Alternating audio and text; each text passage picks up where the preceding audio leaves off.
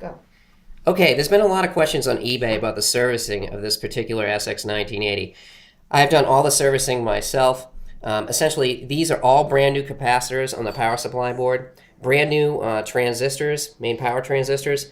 There's heatsink paste that was applied underneath them. You can tell these have been lifted. These are the two current sources I was talking about that essentially replace those FETs. You can also see there's two diodes right here. On the original schematic, there was one Zener diode. This was a service bulletin put out by Pioneer. It actually is a little bit more bulletproof because of inrush of current. The two Zeners are better than one, essentially. Over here, you can see that I pulled out one of the tone control boards for the preamplifier. Essentially, I'm cleaning these out with deoxit right now, but you can actually see the new capacitors on this board. Nothing up my sleeve. There's a little bit of pool of deoxit there, which I'll wipe up. It usually evaporates anyways. But I'll show you, demonstrate how the switches are cleaned out. Essentially, deoxit is blown in from the front end through these service holes. This switch has two boards in it, or two variable resistors, one for right and one for left. There's a back side board here on this control as well. So what I do is I'll blast out from here too, from the back side. If you blast them just from the front, you're only getting the front potentiometer or the front variable resistor. So you'll only get one channel clean of this particular control. I've got the selector switch pulled out right now. I'm going to clean those. These are the new capacitors that are on this board. Essentially what I'm going to do is take deoxit, you slip them through the front of these buttons and you can blast them. Another way of cleaning these is you can put a little small hole in the top of it. They do have service holes, but they're not that big. You just very careful with a drill. Put a tiny little hole here and you can blast in and right through the top. I might do that before it leaves actually if I'm not satisfied with the way the switches are cleaned. If you look right back here, these are the main power output transistors. And you can see these have been lifted. They have new heatsink paste underneath of them. These units, when you get them after 30 years, need to be serviced. Essentially, this heatsink paste dries out.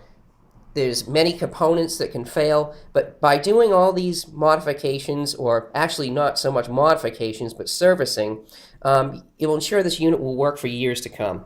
If you have any questions, of course, you can call me or you can message me on eBay. This is the best SX1980 on eBay right now. So essentially what I just did is I drilled larger service holes into the top of the switch.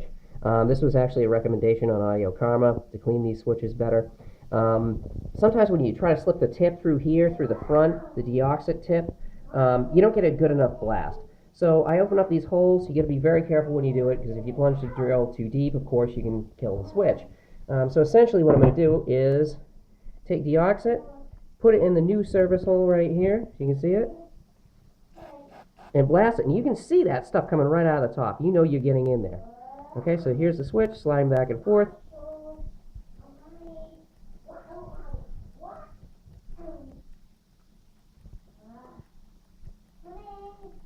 And that one should be good to go. Next one.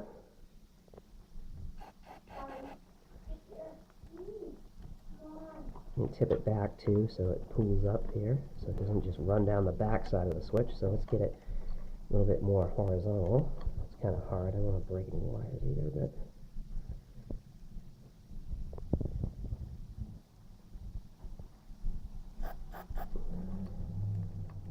okay, so there's been a lot of questions about the photo stage and what was rebuilt. So essentially right here, these are the power transistors, new power transistors that were put on here. There's various other new parts. Of course, the whole new group of caps that are on here, as you can see, these are brand new. These are the correct transistors to use, the FETs that are on here.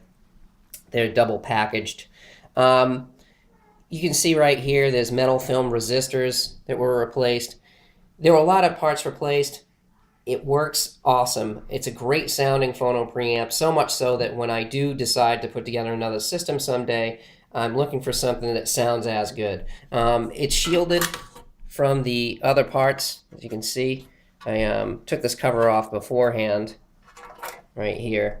So it's just wonderfully built, sounds awesome, and once again refurbished just like the rest of the receiver. Thank you.